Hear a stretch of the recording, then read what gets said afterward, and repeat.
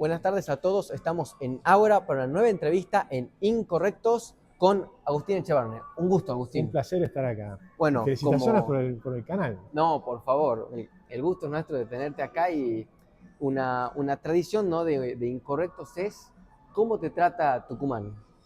Mirá, muy bien, porque me encantó ver, antes venía muy seguido, y ahora he venido menos estos últimos años, y me encantó ver que finalmente sacaron los basurales, que se veía cuando llegabas en el avión y tenías el basural ahí. Yo decía, y hacía campaña, saquen estos basurales, porque realmente no es un costo importante y para uno que llega a la provincia, o sea que hoy creo que la veo mejor. Bien, bien, bien. Es importante y en eso también tiene que ver cómo ayuda un poco la economía, hasta un poco la gestión que mucho se habla en la política, Bueno, ¿no? ahí es otro cantar. Sí, Cuando vamos a la gestión, ahí tengo mis preocupaciones, porque el año pasado Tucumán tuvo un aumento del gasto público extraordinario, de más del 30% real, en términos reales. Entonces vos tenés a la nación haciendo un esfuerzo en bajar el gasto público, haciendo un esfuerzo en bajar impuestos, elimina el impuesto país, baja las retenciones, eliminaron 14 impuestos, falta sí. muchísimo. Falta sacar un montón de retenciones, falta eliminar el impuesto al cheque desde la nación. Las provincias están en el despilfarro. O sea, el promedio de las provincias aumentaron 6,5% el año pasado, Sí, pero Tucumán aumentó más de 30%. sí, sí, Entonces, totalmente. ahí creo que falta mucho. En gestión yo tengo... Sí, es más, bueno, vos sabés que yo acá soy un ferviente enamorado de la economía, sé que vos sos especialista en economía y yo incluso quería ir por ahí también de decirte cuál es tu visión sobre la economía de hoy en día de la Argentina. ¿Cómo ves la economía hoy?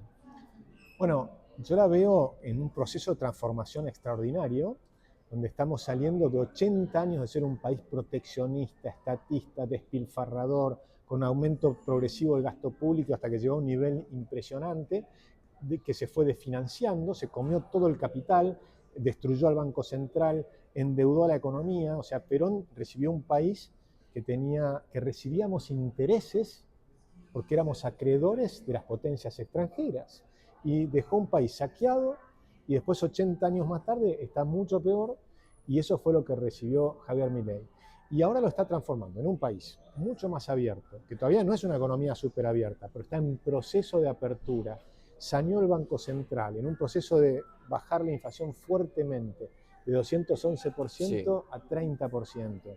Y el año que viene va a ser menor, y el año siguiente, en el 2028, vamos a tener un dígito probablemente. O sea que está matando la inflación. Lento porque es difícil, pero salimos a un nivel que era atroz.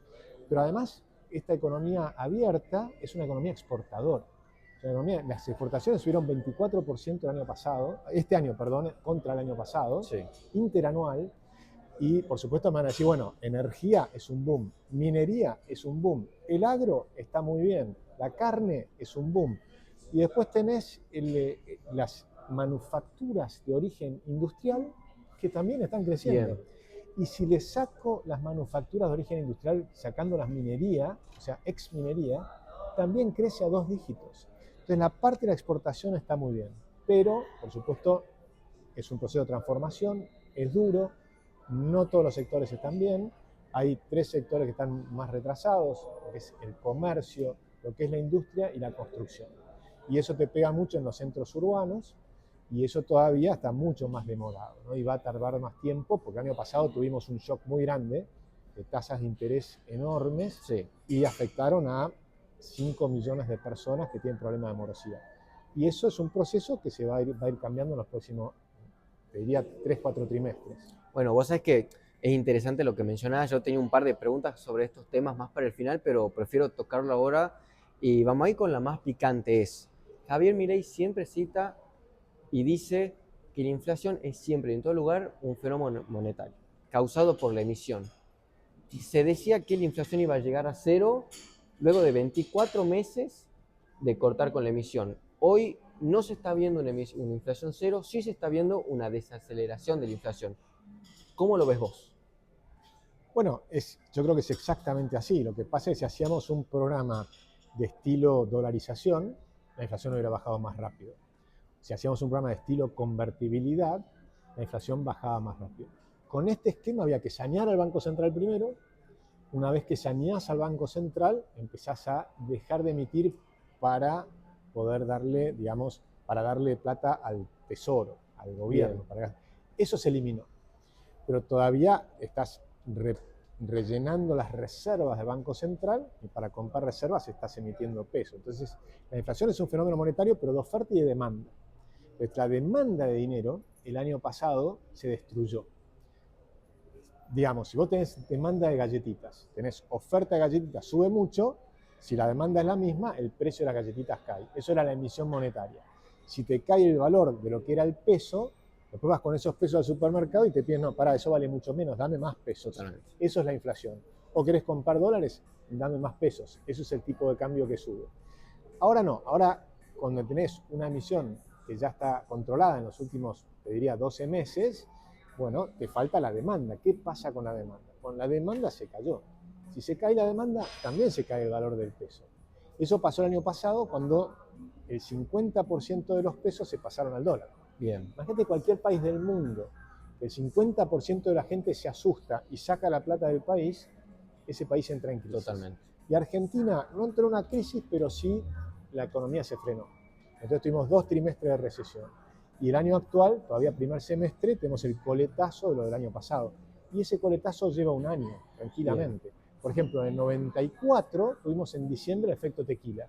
Sí. En 95 fue un año de recesión, el año entero. Y el desempleo en ese año llegó al 18,5%. Ahora estamos en 7 y pico por ciento, o sea que no es equivalente a lo que fue en ese año. Pero sí creo que en los próximos 4 trimestres va a ir mejorando. Perfecto. Bueno, y en relación a lo que vos mencionabas, que era el tipo de cambio, ¿cómo lo ves al tipo de cambio? ¿Crees que debería tomarse alguna medida con el tipo de cambio? ¿Cómo debería moverse? Yo creo que es una enorme falacia los que dicen que si devaluás la economía va a andar mejor. Eso es una tontería, porque si devaluás vas a tener un mayor crecimiento de los precios. También es una falacia creer que la competitividad es la devaluación. Si vos querés una economía más competitiva, entonces devaluemos. Si fuera así, Argentina sería Suiza. Sí. Nadie devaluó tanto como nosotros. Entonces, y además lo hemos hecho 1, 2, 10, 20 veces. ¿Cuántas veces tengo que demostrar que ese no es el camino? Totalmente. La competitividad pasa por otro lado. Pasa por bajar impuestos, pasa por toda la tarea formidable que está haciendo Sturzenegger, de ir eliminando todos los kioscos que tenés en un montón de lugares, y pasa por las inversiones. Pasa por las inversiones que empezás a tener una economía más abierta, competitiva. Antes teníamos una economía cerrada y las empresas abastecían a 47 millones de habitantes, sin competencia, con tecnología vieja, con tecnología del siglo pasado. Escuchaba el otro día a un empresario textil que decía, bueno, pero lo viejo funciona. No funciona. No siempre. No es que no funciona de manera eficiente. No podés competir con los chinos. Totalmente. Entonces dice, no, pero podés competir con todos menos con los chinos. ¿Cómo menos con los chinos? Los chinos producen el 30% de la industria mundial. Entonces, y fíjate cómo eran los proteccionistas. Primero te decían, no podemos competir con los países centrales, con Estados Unidos, con Europa. Después te dijeron, no podemos competir con los países con salarios bajos, con China. Ahora te dicen, no podemos competir con China, que triplicaron los salarios de los chinos, pero tienen muchos robots. Entonces no puedes competir con los chinos porque producen con robots. Bueno, siempre hay una excusa, ¿no? Siempre hay una excusa, nunca podías competir. Ahora empezás a competir y tenés que empezar a ganar eficiencia, bajando impuestos, y ahí viene lo de las provincias. Falta que bajen impuestos las provincias, falta eliminar ingresos brutos, o por lo menos ir bajando ingresos brutos. Falta que los municipios dejen de despilfarrar. Casi todos los municipios de la Argentina despilfarran de una manera descomunal. Te tiro una propuesta, que todos los consejos deliberantes sean ad honorem, que no tengan ni un solo empleado o una secretaria, entre todos, y que además no tengan ningún edificio, que directamente se junten las escuelas. Entonces un mes se juntan en una escuela, el otro mes se juntan en otra, y que cobren solamente, en todo caso, por el día de trabajo, no por el mes completo. Que cada consejero deliberante tenga su trabajo privado y que sepa lo que es trabajar en el sector privado. Y después el fin de semana se juntan un sábado en una escuela y deciden si hay que cambiar una norma o aprobar el presupuesto, que es anual. O sea, no es una tarea que te lleva para trabajar todos los santos días. Si los consejeros trabajan todos los días, te hacen normas permanentemente, decretan el día de la parrilla, el día de la no sé qué, cualquier... Totalmente. O sea, gastan nuestros recursos. ¿Y qué es lo que hacen? Política. Sí. Gastan plata en hacer política. Aumentan los presupuestos para gastar plata y comprar votos. Esa es la Argentina que tiene que cambiar. Bueno, vos sabés que justamente lo mencionás con respecto a las provincias, ¿no? Y ahí yo te quiero preguntar, hay una baja inflación, ya no competís y ya no te tenés que despachar todo el tiempo de la mercadería porque no estás compitiendo con la inflación. La inflación baja, bajan los impuestos porque está bajando los impuestos desde Nación. Entonces, tu competencia ya no es fiscal. Ahora, te vienen las importaciones. ¿Cómo se compite en la Argentina de hoy en día? ¿Qué es lo que debe hacer el comercio para competir? Mirá, lo que es fascinante es que la gente dice hay una apertura indiscriminada. De ninguna manera. Los chinos, los bienes chinos, la mayoría siguen pagando 35% más el 3% de estadísticas. Es decir, que tenés una protección. No es que abriste la economía indiscriminadamente. Lo que hiciste fue bajar a cero algunos bienes de capital. ¿Para qué? Para que vos puedas importar una máquina y poder competir. Entonces, si vos tenés máquinas más baratas, puedes competir mejor. Pero tenés que comprar la máquina. Sí. Tenés que invertir, tenés que empezar a producir. Y ya no para 47 millones. Ahora tengo que empezar a escala global. Totalmente. Y entonces la demanda es infinita, porque tenemos 8.500 millones de habitantes en el mundo. Entonces ese crecimiento que tiene el sector exportador argentino, que crece al 24% anual, eso va a ir siendo cada vez más importante. Ahora, si yo tomo las importaciones en Argentina, sigue siendo una economía cerrada. Nuestras importaciones sobre el PBI es 14%. Si comparás con España, con el país que quieras desarrollado, vas a tener que ser el doble o el triple el porcentaje de importación. O sea que todavía no es cierto que hay una apertura indiscriminada. Es apenas... Yo me acuerdo, mira, en el año 88 fui a Europa. Salimos de Argentina, que estábamos en las puertas de la hiperinflación. Me fui en Aeroflot, que era la aerolínea rusa, porque era la más barata, y me fui de luna de miel. Entonces íbamos primero a Moscú. Llegabas al supermercado en Moscú, era todo gris, no había marcas, una cosa espantosa, poquísimos productos tipo Cuba. Eso era la Rusia comunista, socialista. El socialismo es eso. Y de pronto salía de Argentina. Argentina era una economía protegida, con muy pocos productos diversos. Y llegué al mercado europeo. Era una maravilla ir al supermercado. Entrás al supermercado y tenías cantidad de variedad de aceites, de harinas, de pancitos horneados por el panadero del rey de Holanda y cosas de todos los países. Eso es el mercado, ese es el mercado abierto. Pero cuando entremos a un supermercado en Argentina empezás ahora a ver algunos productos extranjeros. Nos falta muchísimo. Tenemos una economía mucho más abierta que la actual. Pero igual me parece bien que la vas abriendo de a poco, vas conquistando mercados, haces tratado de libre comercio que se está haciendo ahora Europa con el Mercosur, vas colocando tus mercados afuera, tus productos afuera, la carne, etcétera, el acuerdo con Estados Unidos, multiplicamos las exportaciones de carne, es decir, empezás a entrar al mundo. Ese es el camino, no hay ninguna duda. ¿Que es difícil? Seguro. ¿Que hay un montón de gente acostumbrada a no competir y a no invertir y ganar plata? Obvio. Ahora los márgenes se achicaron, ahora tenés que competir, ahora es más difícil, más duro, pero ¿sabes qué? El salario en términos de dólares ha subido mucho. En términos de precios todavía no ha subido tanto. Bien. Subieron los informales, pero el salario, si tomás el RIPTE, que es el promedio de los salarios formales, mejoró un poco hasta el año pasado, que empezó a caer un poquitito, y yo creo que ahora va a empezar a volver a subir. Pero falta muchísimo. Estamos recién empezando esta aventura de una economía más abierta, más libre y más competitiva. Bien, y bueno, y vinculando estos últimos dos temas que venimos hablando, vos sabés que yo escucho, acá se hacen muchas conferencias con intendentes, y escuchás cómo despotrican el discurso de Javier Milei de que hay que bajar la carga fiscal. Sin embargo, cuando vos ves en todos los municipios que quieren incentivar la producción en tal empresa, ¿qué se le da? Un alivio fiscal. Entonces, ellos mismos se contradicen, ¿no? De decir, pero vos, si me estás diciendo que no funciona, ¿por qué para que funcione la empresa le estás dando un alivio fiscal? Y además lo que debieran hacer es calcular cuando vas al supermercado, que ahora vas a tener la discriminación entre lo que pagás de impuestos nacionales, el IVA, y en lo que pagás por el producto. Sí.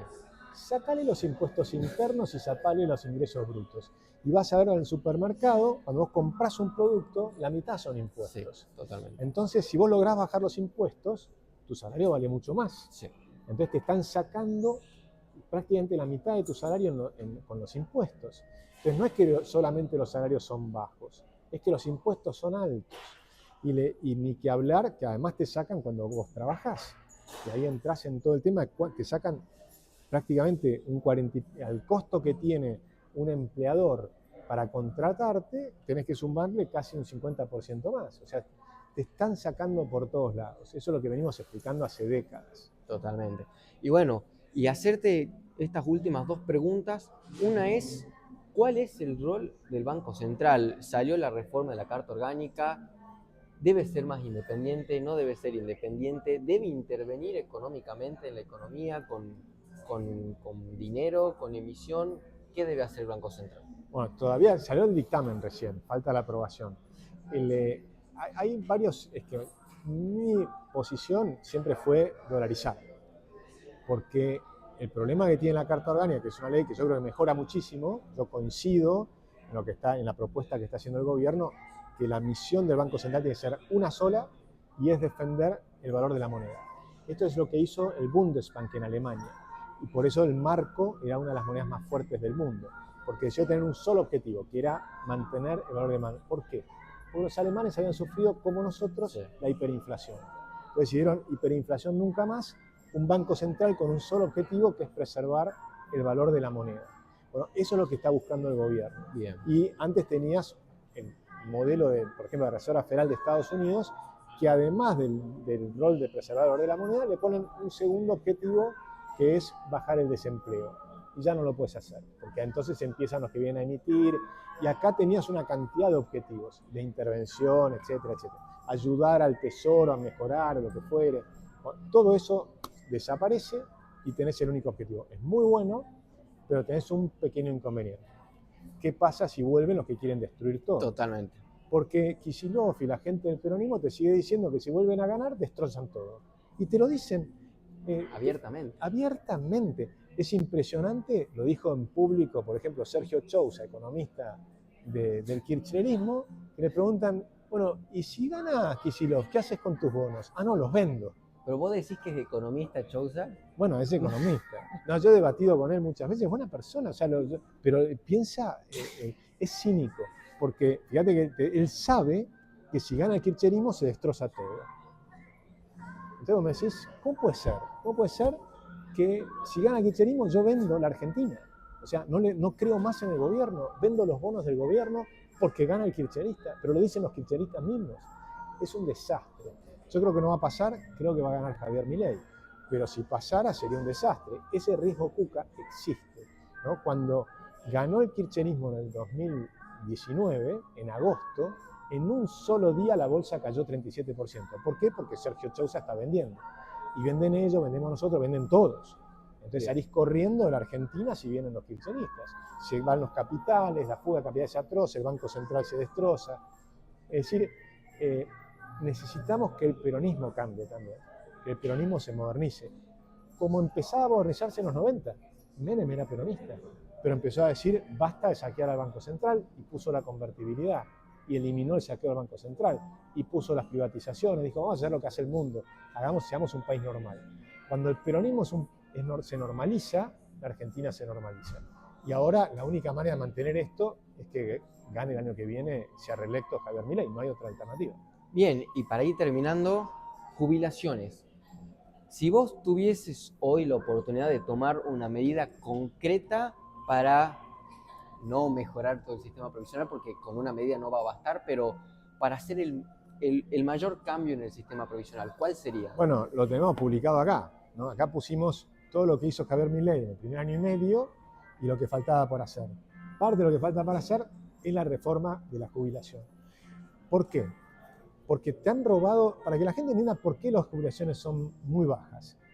Porque vos ahorrás durante 40 años y te pagan por el acumulado más la tasa de interés compuesta que se transforma en una exponencial.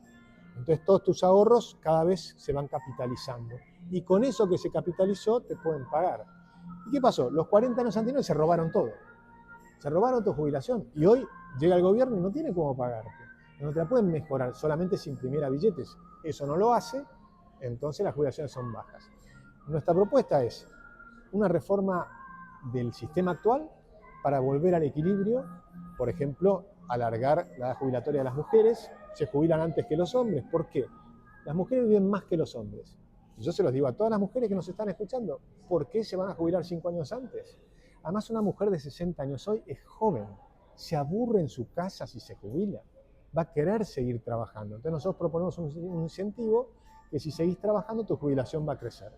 Entonces lo que te van a pagar finalmente va a ser más alto. Entonces puedes trabajar hasta los 65, hasta los 70. Yo espero seguir trabajando hasta los 70. Entonces, si me tuviera que jubilar a los 60, ya me hubiera jubilado hace unos años, tengo 63. Y imagínate, en 2 años me tengo que jubilar. Mi papá, los voy a seguir trabajando seguro. Me siento todavía con bastante vitalidad para seguir.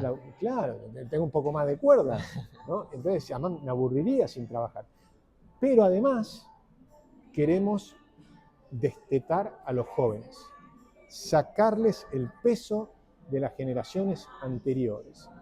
Para los jóvenes proponemos un sistema para los chicos, los más chicos, que puedan aportar a sí mismos. Por ejemplo, decidí vos tu jubilación. Si vos pudieras decidir, por ejemplo, la mejor forma de salir de la pobreza es tu casa, tu propiedad.